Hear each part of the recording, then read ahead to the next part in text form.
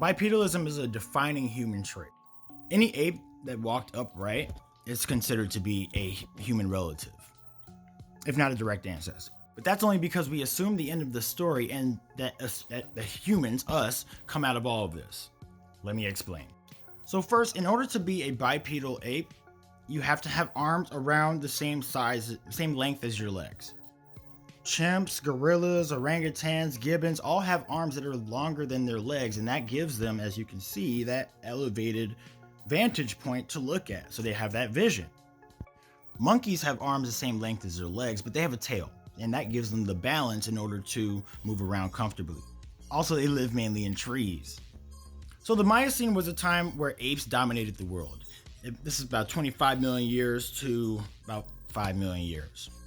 And back then there were about 25 different genera of apes, while today we just have 4, which is chimps, gorillas, orangutans, and gibbons. Each genera has a number of species within it. So chimpanzees and bonobos, we have the Sumatran and Bornean orangutan, western and lowland gorilla. So 25 different genera in between 50 to 100 types, but because most of these fossils are based on tiny fragments, that might be a stretch, but it is what it is right now. But as you can see, this is from PBS. This guy right here, as well as this guy. Where's my finger? Here it is. This guy's a monkey, but he has the same length arms as legs, and he has that tail. But this gentleman right here and his brother have arms about the same length as their legs, which they have everything that they need for bipedalism.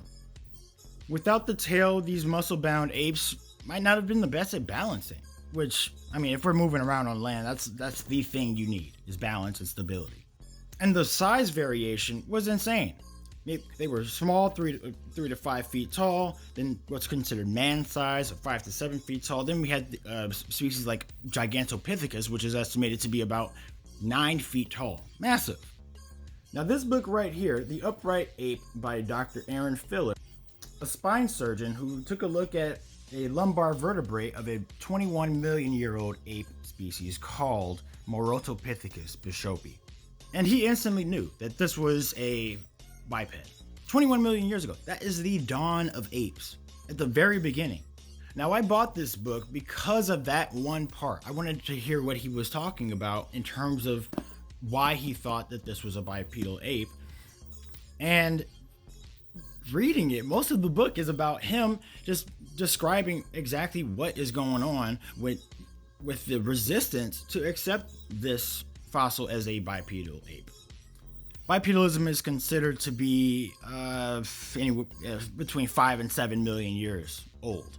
So the idea that bipedalism is so much older, calling any biped a pre-human would be inaccurate. And what would be more accurate is post-Miocene ape. But that's uncomfortable for a lot of people because of the Darwinian paradigm, which trains us to assume that humans come out of all of this. That's why every biped is considered a pre-human or a proto-human or a human ancestor or a hominin or whatever new euphemism comes out over the years.